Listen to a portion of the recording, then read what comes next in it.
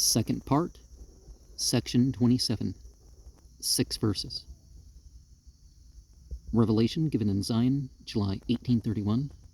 Hearken, O ye elders of my church, saith the Lord your God, who have assembled yourselves together, according to my commandments, in this land, which is the land of Missouri, which is the land which I have appointed and consecrated for the gathering of the saints. Wherefore this is the land of promise, and the place for the city of Zion. And thus saith the Lord your God, if you will receive wisdom, here is wisdom. Behold, the place which is now called Independence is the center place, and the spot for the temple is lying westward, upon a lot which is not far from the courthouse. Wherefore it is wisdom that the land should be purchased by the saints, and also every tract lying westward, even unto the line running directly between Jew and Gentile, and also every tract bordering by the prairies, inasmuch as my disciples are enabled to buy lands. Behold, this is wisdom, that they may obtain it for an everlasting inheritance. A difference between the Islamic view of the sacred place as far as the greater sacred places. It doesn't matter who owns them. Here are the boundaries of this sacred site for all mankind. Certain places may be sacred because they've been dedicated that way or put into practice, but not like those 3 or 4 places specifically sanctioned.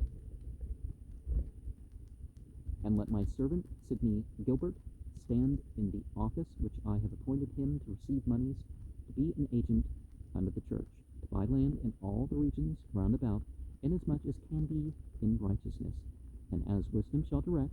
And let my servant Edward Partridge stand in the office which I have appointed him, to divide the saints their inheritance, even as I have commanded, and also those whom he has appointed to assist him.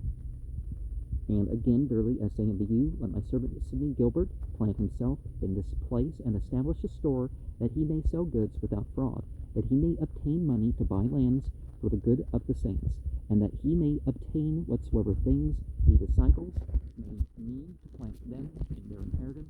And also let my servant Sidney Gilbert obtain a license.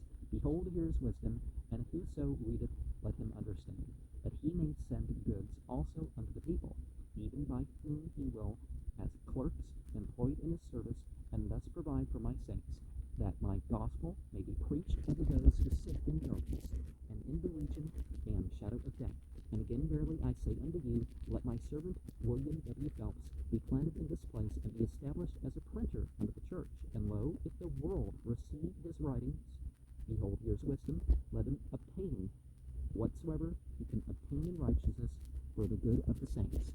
And let my servant Oliver Cowdery assist him, even as I have commanded, in whatsoever place I shall appoint unto him, to copy and to correct and select, that all things may be right before me, as it shall be proved by the Spirit through him. And thus let those of whom I have spoken be planted in the land of Zion, as speedily as can be, with their families, to do those things even as I have spoken. And now concerning the gathering, let the bishop and the agent make preparations for those families which have been commanded to come to this land, and as soon as possible, and plant them in their inheritance. And unto the residue of both elders and members, further direction shall be given hereafter, even so. Amen.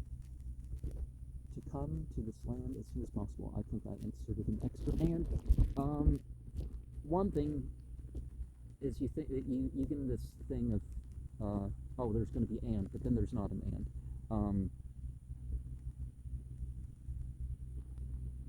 So it's not as consistent with where the extra ands are.